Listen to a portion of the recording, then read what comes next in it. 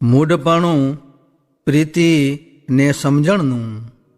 સ્વામિનારાયણ હરે સંવત 1876 પોષવદી પંચમીને દિવસ પાછલો પોર દિવસ હતો.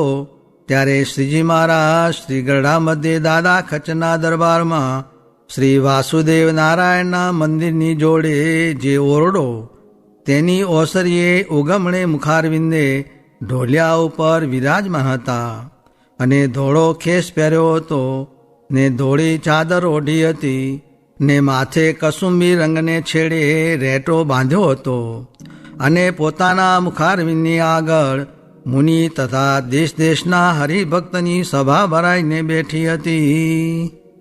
તે સમયે મુક્તાનંદ સ્વામીએ પ્રશ્ન પૂછ્યો, જે ભગવાનને પ્રસન્ન કરવાના સાધન અનંત પ્રકારના શાસ્ત્રમાં કયા છે, પણ તે મધ્યે એવું એક સાધન કયું બળવાન છે જે સમગ્ર સાધન કરીએ જેવા ભગવાન પ્રસન્ન થાય, તેવા એક સાધને કરીને ભગવાન રાજી થાય, તે એવો એક ઉપાય કહો.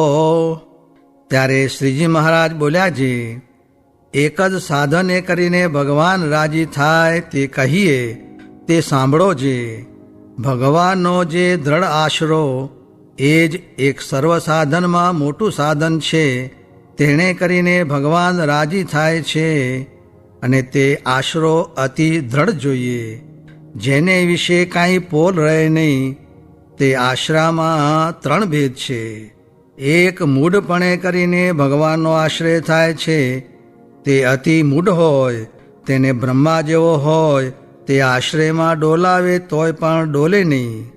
અને બીજો પ્રકાર એ છે જે ભગવાનમાં જે પ્રીતિ તેણે કરીને ભગવાનનો દ્રઢ આશરો થાય છે, તે જેને દ્રઢ પ્રીતિ હોય તે પરમેશ્વરને મૂકીને બીજા પદાર્થમાં જોરાવરી પ્રીતિ કરે તોય પણ થતી નથી. એવી રીતે દ્રઢ પ્રીતિએ કરીને ભગવાનનો દ્રઢ આશરો કહેવાય છે. અને ત્રીજો પ્રકાર એ છે જે જેને બુદ્ધિ વિશાળ હોય, તે ભગવાનનું સગુણ નિર્ગુણપણું તથા અન્વય વ્યતિરેકપણું તેને સમજતો હોય અને ભગવાનની માયા થકી જે સર્ગ થયો છે તેને સમજતો હોય અને ભગવાનના જે પૃથ્વીની વિશે અવતાર થાય છે તેની રીતને સમજતો હોય અને જગતની ઉત્પત્તિ કાળે ભગવાન જે પ્રકારે અક્ષર રૂપે વર્તે છે તથા પુરુષ પ્રકૃતિ રૂપે વર્તે છે તથા વિરાટ પુરુષ રૂપે વર્તે છે તથા બ્રહ્માદિક પ્રજાપતિ રૂપે વર્તે છે તથા જીવના કલ્યાણને અર્થે નારદ સનકાદિક રૂપે વર્તે છે, એ સર્વ રીતને સમજી જાણે અને પુરુષોત્તમ ભગવાનને સર્વથી પર ને નિર્વિકાર સમજતો હોય, એવી રીતે જેની દ્રષ્ટિ પહોંચતી હોય તેને બુદ્ધિએ કરીને ભગવાનનો દ્રઢ આશરો છે. તે બીજાનો ટાળ્યો ટળે નહીં ને પોતાનો પણ ટાળ્યો ટળે નહીં. અને ભગવાન મનુષ્ય દેહને ગ્રહણ કરીને સમર્થપણે અથવા અસમર્થપણે વર્તતા હોય તો તેને દેખીને તેની બુદ્ધિને વિશે ભ્રાંતિ થાય નહીં. એમ કહીને પછી શ્રીજી મહારાજ બોલ્યા, જે કહો તો તમને એક પ્રશ્ન પૂછું. ત્યારે મુક્તાનંદ સ્વામી બોલ્યા, જે પૂછો મહારાજ. પછી એમ પૂછ્યું, જે અમે કહ્યા જે 3 અંગ, તેમાં તમારું કયું અંગ છે? અને એ 3 અંગ ભગવાનના ભક્તને મિશ્રિત હોય, પણ તેમાં જે અંગ પ્રધાન હોય તેનું તે અંગ કહેવાય. તો મૂઢપણું, પ્રીતિ અને સમજણ, એ જે 3 અંગ, તેમાં તમારું કયું અંગ છે? પછી મુક્તાનંદ સ્વામી તથા બ્રહ્માનંદ સ્વામી બોલ્યા, જે અમારે તો સમજણનું અંગ છે. અને બીજા સાધુએ પણ જેને જે અંગ હતા તે કહ્યા. ઇતિ વચનામૃતમ, એ રીતે ગરડા પ્રથમ પ્રકરણનું 33મું વચનામૃત જે તે થયું. સ્વામિનારાયણ હરે સ્વામીએ વાત કરી, જે મોટાને વિશે મનુષ્યભાવ નથી રહ્યો તેનો કેમ તપાસ કરવો, એ પ્રશ્નનો ઉત્તર કર્યો, જે એની કોઈ ક્રિયામાં દોષ ના આવે એ જ દિવ્ય ભાવ છે. સ્વામિનારાયણ હરે સ્વામીએ વાત કરી, જે મોક્ષને અર્થે તો ભગવાનને સાધુએ બે જ છે. ને બીજા સાધનનું ફળ તો ધર્મ અર્થ ને કામ છે. સ્વામિનારાયણ હરે સ્વામીએ વાત કરી છે, આજ આપણામાંથી એકડમલ કરીને કાઢી મૂક્યો હોય તો પણ તે જગતનો પ્રભુ છે. તે આજનાનો એવો મહિમા છે. સ્વામિનારાયણ હરે સ્વામીએ વાત કરી છે, જેનો સમાગમ મળવાની પ્રાર્થના કરે છે તેનો સમાગમ ભગવાને આપણને હાથોહાથ આપ્યો છે. સ્વામિનારાયણ હરે સ્વામીએ વાત કરી છે, મહારાજને આ સાધુ સર્વેથી પર છે ને સમર્થ છે તો પણ વેદની તંતીમાં રહે છે, પણ બીજા અવતાર જેવા ચરિત્ર કરતા નથી. તે બીજાને ગુણ આવવા સારું ને ઘણા જીવના કલ્યાણને સારું છે, પણ પોતાને કાંઈ બાદ અડતો નથી. સ્વામિનારાયણ હરે સ્વામીએ વાત કરી છે, અભિનિવેશ થાય તેને વેદ કહે, ગુરુ કહે તો પણ માને નહીં, ને પંચ વિષયનો અભિનિવેશ તો ગુરુરૂપ ગોવિંદ પ્રગટ સાક્ષાત્કાર મળેથી ટળી જાય છે. હદ મૂકીને વિહદ જે અક્ષરધામ તેને પામી રહ્યા છે, માટે આ અવસરમાં કસર રહેશે તેને પસ્તાવો થશે, ને પછી સાંભળનાર હશે તો કહેનાર નહીં મળે. માટે ઢોલ ભૂંગળા વગાડીને નરકે જાવું નહીં. સ્વામિનારાયણ હરે સ્વામીએ વાત કરી છે, કાળ પડશે તો સત્સંગી દુઃખ પામશે, ને આપણાથી દાણા ખવાશે નહીં ખવાય. ખડખડીએ નાતા નાતા બખોલમાં પગ પેસી ગયો તે ભાંગી જાત, પણ મહારાજે રક્ષા કરી તેથી તરત ખેંચી લીધો, અને વાડીમાં પથ્થર ઉપર હું પડી જાતો હતો તે જેમ કોઈ ઝાલી રાખે તેમ અધ્ધર રહ્યો. સ્વામિનારાયણ હરે સ્વામીએ વાત કરી છે, ભગવાનના અક્ષરધામ સામી જે દ્રષ્ટિ એ અલૌકિક દ્રષ્ટિ છે, ને પ્રકૃતિનું કાર્ય એ લૌકિક દ્રષ્ટિ છે. તેમાં ભગવાનનો નિશ્ચય એ ખરેખરી અલૌકિક દ્રષ્ટિ છે. સ્વામિનારાયણ હરે સ્વામીએ વાત કરી છે, ભગવાનના અવતાર તો અસંખ્ય છે, પણ આ સમયે મહારાજ પ્રગટ થયા તે બેડા 1000 ભગવાનના અવતાર થયા, ને પોતે એક માહી અવતારી થયા એમ ચોખ્ખું સમજવું.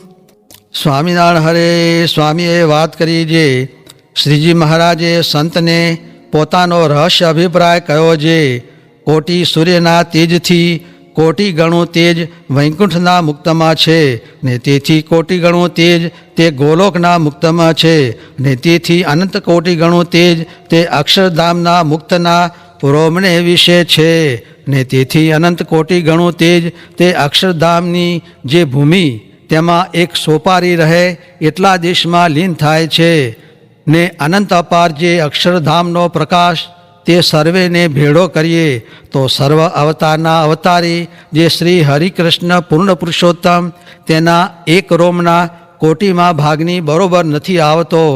એવી દિવ્ય મૂર્તિ તે તેજ, ઐશ્વર્ય, પ્રતાપ, બળ, કીર્તિ એવા અનેક દિવ્ય ગુણે યુક્ત સ્વરાટ ને સત્ય સંકલ્પ છે, ને દિવ્ય કર્તા શક્તિ, જ્ઞાન શક્તિ, ક્રિયા શક્તિ, લય શક્તિ, ધારક શક્તિ, પ્રેરક શક્તિ, નિત્ય અલુપ્ત શક્તિ, મહામનોહર શક્તિ, અચિંત્ય શક્તિ, નિરંકુશ શક્તિ, નિર્વિશેષ શક્તિ, નિર્દોષ શક્તિ, અજીત શક્તિ, શોભા શક્તિ, નિયંતા શક્તિ, સુંદર શક્તિ એ આદિક અનંત દિવ્ય શક્તિઓ ને અનેક મહા આશ્ચર્યકારી ગુણેયુક્ત દિવ્યમાં દિવ્ય મૂર્તિ પોતાના અક્ષરધામને વિશે સદા વિરાજમાન એવા શ્રી હરિકૃષ્ણ પુરુષોત્તમ શ્રી સહજાનંદ સ્વામી છે, ને જન્મ ધરતા થકા સદાય અજન્મા, અચ્યુત, અખંડ મૂર્તિ છે, ને દિવ્યાકૃતિ થકા મનુષ્યાકૃતિ છે, ને મનુષ્યાકૃતિ થકા દિવ્ય મૂર્તિ છે, ને અક્ષરધામમાં છે તો પણ અહીં છે, ને અહીં છે તો પણ અક્ષરધામમાં જ છે, ને એ જ્યાં છે ત્યાં જ અક્ષરધામનું મધ્ય છે, ને ઔદાર્ય, ગાંભીર્ય, માધુર્ય, વાત્સલ્ય, સૌશીલ્ય, જ્ઞાન, બળ, તેજ, રસ, ગંધ એ આદિક મહા આશ્ચર્યકારી દિવ્ય ગુણે યુક્ત સર્વોત્તમ શ્રી સહજાનંદ સ્વામી પુરુષોત્તમ છે. તે પોતાના અક્ષરધામને વિશે અનેક મુક્ત ને અનેક શક્તિઓ તેમણે સેવ્યા થકા સદાય વિરાજમાન છે, ને પોતે પોતાના સુખે કરીને સુખિયા છે ને અક્ષરાધિક સર્વે ઉપર દયા કરીને એમની સેવાને અંગીકાર કરે છે ને પોતે તો સર્વે પ્રકારે નિર્દોષ છે ને પૂર્ણ કામ છે ને અનંત અક્ષરાધિક મુક્ત ને અનંત શક્તિયું ને અનેક વિભૂતિયું અને અનેક ઐશ્વર્ય ને એ સર્વે સેવ્યા થકા અનાદિ નિત્ય સિદ્ધ અનવધિકાતિશય ને નિરંકુશ દિવ્ય એવું ઐશ્વર્ય તેણે યુક્ત થકા ને શ્રી ધર્મદેવ ને ભક્તિ માતા થકી છે જન્મ જેમનો એવા શ્રી સ્વામિનારાયણ તે જ અક્ષરાતી સર્વોપરી પુરુષોત્તમ છે. તેમાંથી સર્વ અવતાર પ્રગટ થાય છે ને પાછા તેમને વિશે લીન થાય છે. તે માટે દિવસે દિવસે શ્રદ્ધા, જ્ઞાન, મહાત્મ્ય, વિશ્વાસ, પ્રીતિ, આશ્રય ને અનુવૃત્તિ તે અધિક અધિક સમજાય એવો શાંતપણે ઉપાય કરવો ને તેવો જ સંગ ને શાસ્ત્ર રાખવા. એ સર્વે મોટા સંત ને શ્રીજી મહારાજનો પરમ રહસ્ય અભિપ્રાય છે તે કયો. સ્વામિનારાયણ સ્વામીએ વાત કરી જે એક જણે લાખ રૂપિયાની બુદ્ધિ લીધી તેમજ મોક્ષની બુદ્ધિ પણ અનેક પ્રકારની મોટા થકી શીખાય છે. સ્વામિનારાયણ સ્વામીએ વાત કરી જે શ્રી કૃષ્ણને બાણ વાગ્યા ને પ્રહલાદને ન વાગ્યા એ પણ ભગવાનનું કર્તવ્ય સમજવું. સ્વામિનારાયણ સ્વામીએ વાત કરી જે આ વાતું તો જેના ભૂંડા આશય હશે તેને દબાવી દઈને પણ ઉપર નીકળે એવી છે.